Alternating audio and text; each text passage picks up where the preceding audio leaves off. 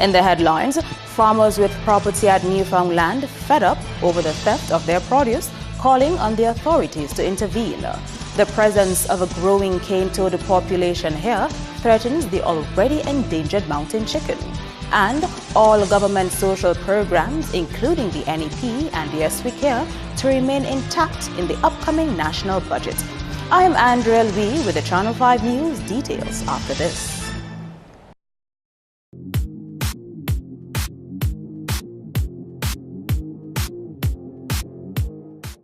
Welcome back. First up, 40 farmers of Grand Fond Rivière-Syrique with farms at Newfoundland have been feeling the squeeze as their farms are being raided. Idona Jean-Baptiste has this report. Farmers are among the hardest working groups of people on island. Nothing about their work is easy, from toiling the soil, maintaining their farmlands, harvesting the crops and having to source markets to sell them. The worst part is when they cannot reap a profit from their work. Predial larceny is nothing new. It's the theft of agricultural produce and livestock on a farm. Channel 5 News met with some of the farmers from Grand Fond and Rivière-Syrique who've been battling this problem at the Newfoundland estate. I am over 40 years here, working in Newfoundland estate. I had a portion of dashing from Carnival up to after Easter. They ravaged the whole area. Right now I cannot get a bag of dashing to sell for Dexia. Dexia have called me for dashing, but I could not give them anything because they stole everything overnight. I have lost pigs, young pigs, I lost goat, dashing, planting, everything, etc. It's been stolen away. I have made several calls to the police station, giving my reports about the predial larceny. Well, I never see appearance of any police to come and investigate the matter. They say they would like the authorities to intervene. Last month, I went on my farm at Thursday morning. When I reached on the farm, I saw all my spice packed off. The perpetrators would come in the night and they would peel out the spice and go away with it and leave the tray empty. One night is about 20 trees of spice gone. I was a beneficiary of the rep. They gave me a goat project. See, I had 36 goats, in a pen. Every other week, a goat is missing. I had to end up selling all the goats because I couldn't make a profit from it. I always at a loss.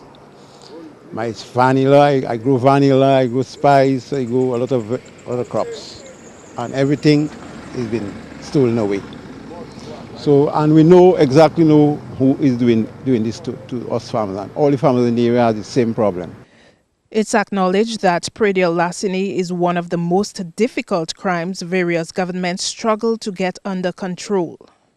I want to blame the vendors in town. I think they should stop buying stolen goods from certain people, because you come, you make a report, and then the police don't really take the law serious, I would have to say, because when somebody come in and thief you and you make a report, the police is supposed to come in your area, see what is happening, and try to get the perpetrators, because you have suspects. And the other thing is that when you pass and you say certain things that you're saying, you're missing certain things and so on, the same set of people are around sending threats to you, so your life is at risk in the area. Although few farmers were represented, the experience is the same with all of them who own land in the area. The records will reflect, according to the Agricultural Extension Officer for the area, that he has made reports about the situation to the Division of Agriculture, but it's enforcement of the law that is the issue. Idona Jean-Baptiste reporting for Channel 5 News. In more top stories, the public is being called upon to play its part in helping conserve Dominica's wildlife population. The call for assistance comes in light of the presence of the dangerous amphibian, the cane toad, on island. The cane toad, which is not native to Dominica, was first identified here in 2012 and currently serves as an ever-present threat to Dominica's wildlife. We don't want cane toad to ever establish on island because it poses danger to our wildlife, not just frogs, but other wildlife, because it's toxic. If another animal eat it, it actually can kill it off. So what the department is doing is we're doing a lot of outreach within the Trafalgar area, letting people know what the frogs look like. So cane toad actually it's like a brownish, orangish frog, and with a lot of bumpy glands on its back. It makes a very funny noise, different from mountain chicken. So if persons ever see a funny brownish, orangish frog with glands on its back, to call the forestry department or find some way to contact us. Owing to the fact that the cane toad has high reproductive and survival rates and has no known natural predators due to its poisonous nature, an expanded cane toad population means bad news for our wildlife, especially the endangered mountain chicken. One female cane toad, we believe, can lay about up to 100,000 eggs, and they breed yearly, so they breed year-round. They don't have an off-season or close season, so they can breed at least 2 to 3 times a year. So just imagine one female cane toad out in our wild releasing about 100,000 eggs. In the next 3 years or so, we can be in some serious problem if we don't get rid of it. So places that have a lot of stagnant water, Trafalgar area, that's your backyard have waterlogged area, places that hold water, to look out for those areas, because that's where you'd more or less find them, in waterlogged areas, places that have water ponds, or places that you cultivate, like your land clearing. That is where they like to establish themselves. Since its discovery in 2012, the Forestry Division has embarked on eradication exercises to clamp down on the number of cane toads in Dominica. All government's social programs are expected to continue unaffected into the new financial year, and the Prime Minister, who is also Minister for Finance, has indicated that this will be reflected in the 2016-2017 national budget.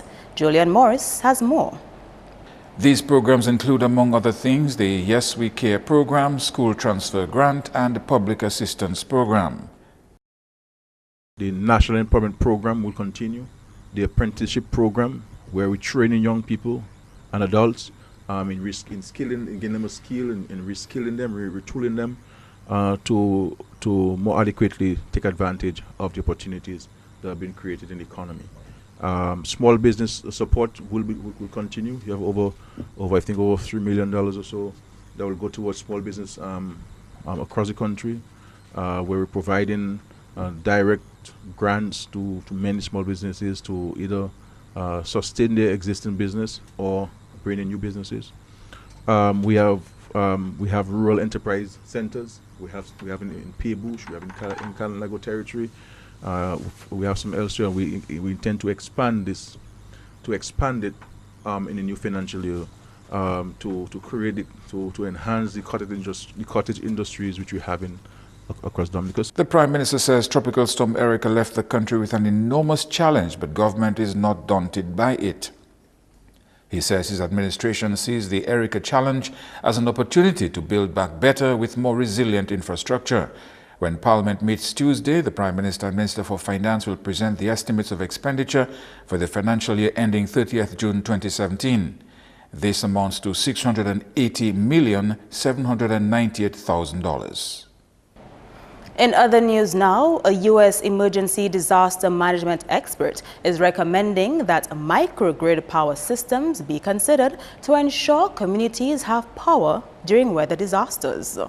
Dr. Terence O'Sullivan, director of the Center for Emergency Management and Homeland Security Policy Research at the University of Akron, was here recently impressing on public and private sector representatives and bureaucrats responsible for disaster management why a new disaster model is necessary. Dr. O'Sullivan supports establishing localized electricity sources in communities which can function independently when there is a power outage on the main electrical network. It's not that you could instantly provide communications across the entire island, but particularly those areas that are cut off, could with solar and wind have power, right? And with that power, be able to enable communications internally, so that they can help themselves, and get information across their section, even if it's a town or an area. Systems that could be deployed, or as the case may be, year-round, microgrid power, so that you're not relying on, sort of the usual, grid goes down, everything's down kind of power, or supplemental to that, et cetera, that all of a sudden creates tremendous possibilities, rather than having to wait, with the lights off and no communication for assistance to come in, especially in those critical early hours of the day. Dr. O'Sullivan is also proposing the use of SAT and ham radios to maintain communication even when communities are cut off during coastal disasters. You can have that communication flow coming into a central location that could then go out vertically to the outside world and be able to avoid the problem of having a place with zero communication coming out of it for an extended period of time. So it not only would help people help themselves, but it would also help potentially get accurate information to the outside world.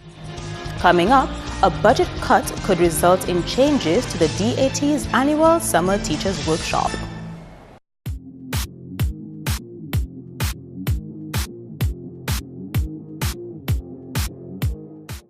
Thank you for staying with us.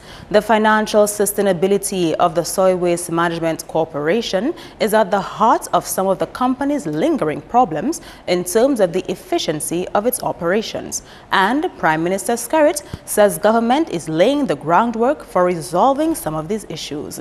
Here again is Julian Morris.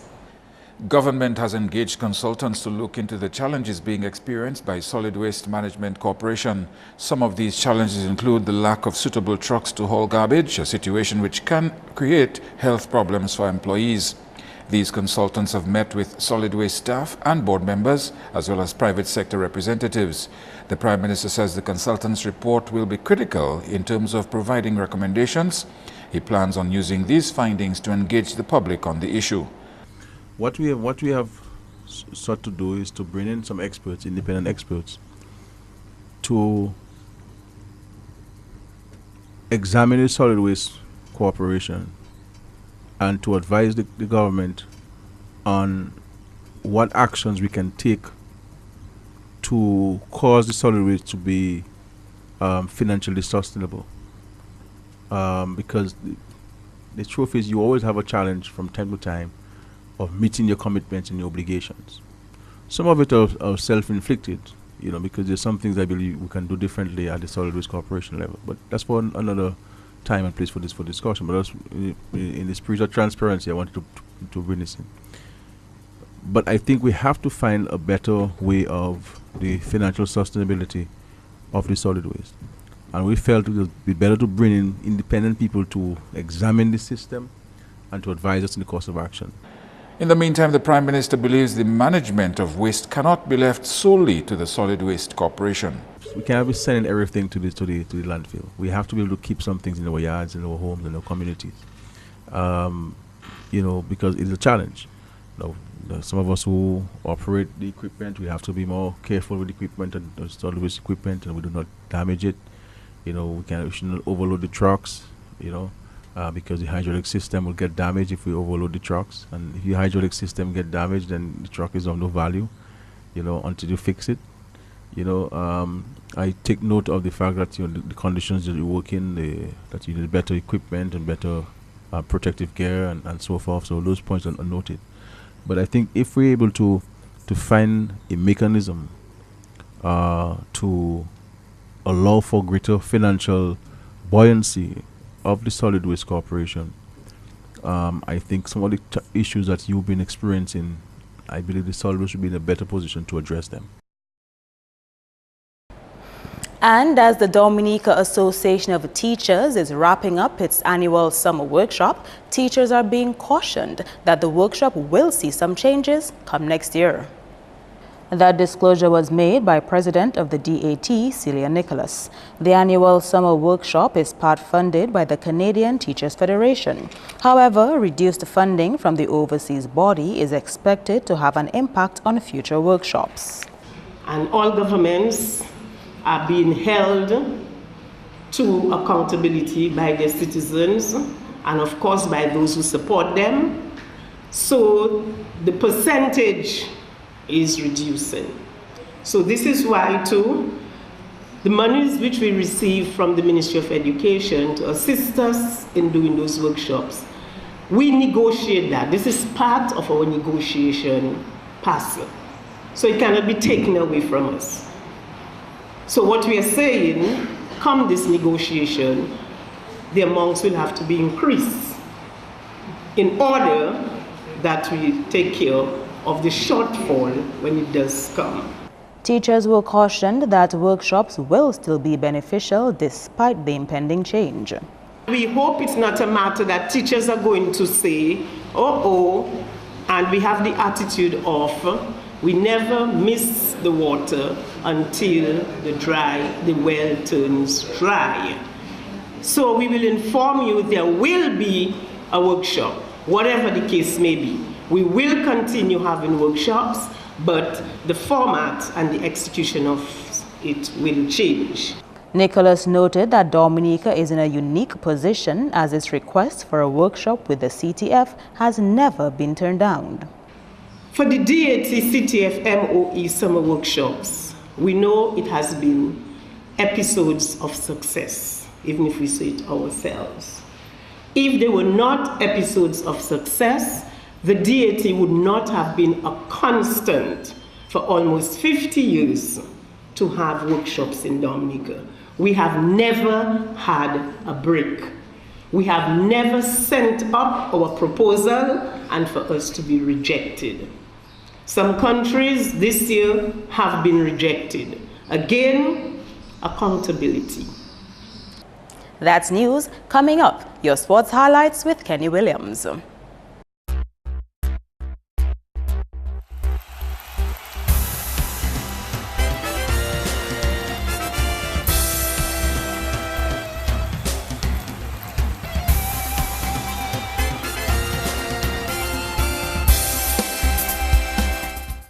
First up in sports, India started day one of their test against the West Indies on a good note when they posted 302 for 4 in the 90 overs on Thursday.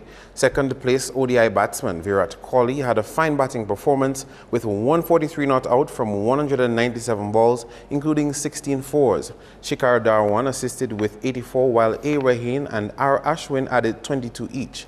Devendra Bishu took 3 for 108 and Shannon Gabriel 1 for 43. In football, not a good day for Dominica as they suffered a heavy defeat in their opening match in Group 1 of the CFU Under-17 Boys qualifiers on Wednesday. The national team went down to Cuba 9-0 at the Warner Park Stadium in St. Kitts. Dominica conceded 7 goals in the first half, with 2 more scoring in the second. Dominica will be hoping for a better performance when they take on host country St. Kitts and Nevis in their second match on Friday. Kickoff is at 7 p.m. On the basketball scene, assistant coach of the national under-16 basketball team, Derek Alexander, says improved fitness, up-to-date facilities, and more exposure outside of Dominica could be the keys to improved basketball performance here. Alexander speaks as a concerned basketball enthusiast. Going forward, there's a lot of little things we have to do to bring it back to the way, and then the players itself, because I know for sure in my time, I used to do my go and run up Kings Hill, before I go and play, so my fitness level was high. So no matter what you put towards me, I could withstand it, And the guys in them realize that they right now, all the guys say, well, they have to go back and they have to go to the gym because they see the guys in them, they cost too, and then they're physical, they're stronger, they're moving you. The potential is there in the guys, but it's just the exposure for the whole facility, the conditions, and just basketball in general. Alexander says he welcomes the support from the basketball community here to help improve the sport. The viewers, they are the biggest critic, and they always know what best. So now, viewers, we need you all to come and bring it forward because we stop talking, come and help us. So we know right now what to do and where we're going to go. So all the critics out there, come on board, rally around us, because this thing gonna be bigger. Meantime, the basketball coach says at this point, the focus should be on learning the ropes of the game rather than on the victory. The victory is good, but then whether the children, they know the fundamentals of the game, because coming from a league, and then when you try to assess them, there's a lot of they have no footworks, but they won the league. You know what I'm saying? So if now we had go to Guyana and we had win, you know, what would they say? Oh, our basketball is on the rise. But whether that's true, you know, then you take those same guys and you maybe send them to a college or to a high school basketball in the States, and there's just lacking all the basic. Back with more cricket, Jamaica Tallawahs topped the points table in the Caribbean Premier League, claiming their 6th win in the competition, beating Barbados Tridents by 36 runs based on the Duckworth-Lewis method on Wednesday. Jamaica first at the crease reached 195 for 5 by the 18th over. Chadwick Walton smashed 97, Kumar Sangakkara supported with 50, and Rovman Powell chipped in with 34 not out for the winning team. Needing 196 to win, Barbados fell short of the target and were bowled out for 159 in 17.4 overs. Nicholas Pooran scored 51 and Kieran Pollard 16. Dale Stein took 4 for 27 and Tim Roy Allen 2 for 27 for Jamaica. Meantime, the games continue on Saturday with St. Lucia Zooks and Barbados Tridents going head-to-head at 12. Next up, over 20 children stand to benefit from an information technology and kiddies cricket summer school program complements the Somerset Sports Club. As part of its social enhancement and community development initiative, Surgical General Somerset of St. Joseph has organized a summer school program in the area of information technology for children between the ages 6 to 10 in the community. The program, which was launched on July 11, will continue into August. It includes a blend of kiddies cricket along with addresses on ICT, education, health, religion, and dangers of illegal drugs and narcotics. Somerset embraces the motto, youth development through education and sports. That's all the sports for now. I am Kenny Williams. Be sure to join us next time.